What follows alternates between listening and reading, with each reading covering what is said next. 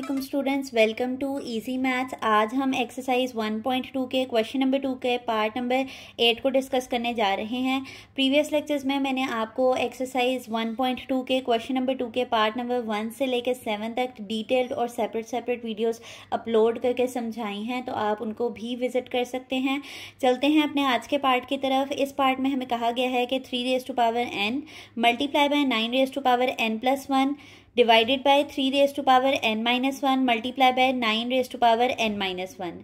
तो हमें सिंप्लीफिकेशन का रूल पता है कि हमने सबसे पहले स्टेप में वो नंबर्स पिक करने हैं जो कि सिंप्लीफाई हो सकते हैं, जिनको हम एक्सपोनेंशियल फॉर्म में लिख सकते हैं। तो 3 ऑलरेडी एक प्राइम नंबर है, इसको तो हम नहीं मजीद ब्रेक कर सकते। 9 को अलबत्ता हम कर सकते हैं। तो 9 का जब हम एलसीएम लेंगे तो हमें पता लग जाएगा कि उसको एक्सपोनेंशियल फॉर्म में कैसे लिखते हैं। तो 3 3 ज़ा 9 होता है और 3 1 ज़ा 3। तो 3 का स्क्वायर किसके बराबर होता है? 9 के बराबर होता है। तो हम जहाँ जहाँ हमें क्वेश्चन में 9 दिखेगा हम वहाँ पर क्या पुट कर लेंगे? 3 स्क्वायर कर लेंगे। और मैंने साथ ही आपको ये भी बताया था कि जब किसी नंबर पर 2 पावर्स हो जाती हैं तो हमें सेंटर में ब्रैकेट लगाना लाजमी हो जाता है, वरना उसका बिल्कुल टोटली मीनिंग चेंज हो जाएगा। ठीक है, और यहाँ पर ये वैसे ही आ जाएगा 3 raise to power n-1 multiply by, यहाँ पर हम 3 स्क्वायर लिखेंगे और यहाँ पर क्या आ जाएगा n-1। ठीक है, ये माइनस है।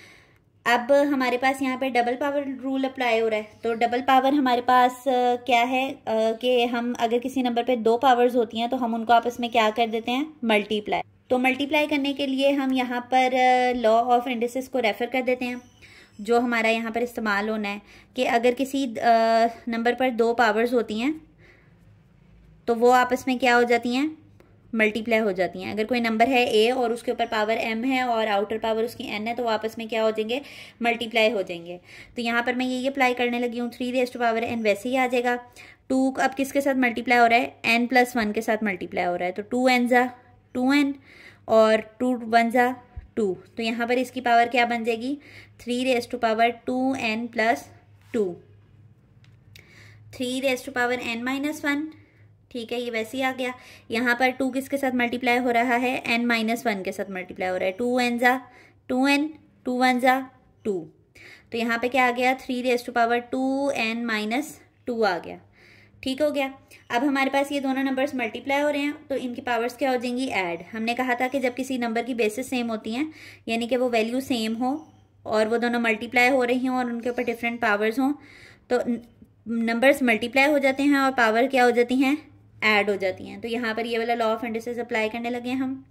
तो 3 एक ही दफ़ा रह जाएगा जिस तरह कि यहाँ पर है, और n और 2n+1 क्या हो जाएंगे? 2n+2 आपस में क्या हो जाएंगे? ऐड हो जाएंगे। ठीक है, सबको मैंने ऐड कर दिया है। इसी तरह नीचे 3 भी मल्टीप्लाई हो रहा है तो इसमें क्या क्या ऐड हो रहा है? n-1 प्लस 2n-2 आ गया। ठीक हो गया। अब 1 प्लस ये भी n है, ये 2n है, तो 1 + 2n कितने हो जाएंगे आपके पास? 3n। 3n+2 आ गया ऊपर, और नीचे हमारे पास देखें नंबर्स भी हैं और n वाली वैल्यूज भी हैं। तो 1n और 2n क्या हो जाएंगे? 3n हो जाएंगे। और माइनस माइनस क्या हो जाएगा? प्लस। 2 + 1 कितने होते हैं? 3, और बड़ी वैल्यू का साइन माइनस। यहाँ साइड पे भी आप अपने लिए रफ बना लें कि माइनस माइनस प्लस होता है, तो 2 + 1 क्या होगा? 3, और बड़ी वैल्यू का साइन क्या है? माइनस। तो इस तरह ये -3 आया है। ठीक है, अब हमारे पास यहाँ पर हम अगेन एक लॉ ऑफ इंडिसेस अप्लाई करने लगे हैं कि जब 2 नंबर्स डिवाइड हो रहे होते हैं और उनके ऊपर कोई ना कोई पावर होती है, तो जिस तरह मल्टीप्लाई की फॉर्म में पावर्स ऐड हो जाती हैं, तो डिवीजन की फॉर्म में पावर्स क्या होती हैं? सब्ट्रैक्ट हो जाती हैं। पावर्स क्या हो जाती हैं? सब्ट्रैक्ट हो जाती हैं। सॉरी, यहाँ पर बेस सेम आनी थी, बेस सेम होनी चाहिए। जिस तरह इसमें बेसिस सेम होते हैं ना, इस तरह यहाँ पर भी बेसिस सेम होते हैं। ये a और a ही है। ठीक है, तो अब क्योंकि 3 और 3 सेम है तो हम इनकी पावर्स को क्या कर सकते हैं? सब्ट्रैक्ट कर सकते हैं।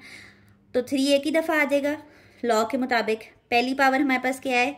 3n+2 है, माइनस ब्रैकेट 3n-3 है। अच्छा, अब यहाँ पर एक बात है समझने वाली। कुछ बच्चे होते हैं वो ब्रैकेट ही नहीं लगाते हैं। हमेशा जब भी आपके पास बाहर साइन माइनस है ना, आपने अगली वैल्यू पे माइनस ब्रैकेट लाजमी लगाना है। ठीक है, क्योंकि माइनस जो है ना वो हमेशा साइन को बदलता है, चाहे वो किसी से भी मल्टीप्लाई हो। अगर माइनस प्लस के साथ मल्टीप्लाई होता है तो माइनस आंसर देता है। अगर माइनस माइनस के साथ मल्टीप्लाई होता है तो हमारे पास आंसर क्या आता है? प्लस आता है। यानी कि जो माइनस है, माइनस जो साइन है वो एक बहुत इंपॉर्टेंट रोल प्ले करता है। तो माइनस को आपने कभी भी इग्नोर नहीं करना, तो इसके बाद ब्रैकेट लास्ट में पुट करनी है, ठीक है, ताकि हम उसको मल्टीप्लाई कर सकें साइन को। हाँ, प्लस में ये होता है कि प्लस कोई इतना रोल प्ले नहीं करता कि प्लस साइन को नहीं चेंज करता है, जो साइन है वही रहता है कि प्लस को अगर आप प्लस के साथ मल्टीप्लाई करो तो प्लस ही रहेगा, प्लस को अगर आप माइनस के साथ मल्टीप्लाई करो तो वो माइनस ही रहेगा, यानी वो साइन को नहीं बदलता, लेकिन यहाँ पे साइन बदलता है वो, ठीक है। तो ये बात इंपॉर्टेंट थी समझने वाली कि ब्रैकेट लाजमी डालनी है आपने। अब देखें ब्रैकेट को अगर हम खोलते हैं, 3^3n+2 minus plus minus 3n minus minus plus, तो ये जिसके साथ माइनस था उसके साथ प्लस हो गया और जिसके साथ प्लस था उसके साथ क्या हो गया, माइनस हो गया। अब आप देखें आपके पास यहाँ पर n वाली भी 2 वैल्यूज़ हैं और सॉल्व होने वाली भी 2 वैल्यूज़ हैं, तो 3n में से -3n गए तो ये कैंसिल हो गया, और 2 + 3 कितने होते हैं, 3^5।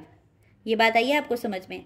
और 3^5 का क्या मतलब है कि यहाँ पे लिख लेती हूँ, 3^5 का मतलब है कि 3 आपस में कितनी दफ़ा मल्टीप्लाई हो रहे हैं, 5 दफ़ा मल्टीप्लाई हो रहे हैं। 3 कितनी दफ़ा मल्टीप्लाई हो रहे हैं, 5 दफ़ा। तो इसका आंसर आता है हमारे पास 243 आता है। आप कैलकुलेटर पे भी कैलकुलेट करके देख सकते हैं।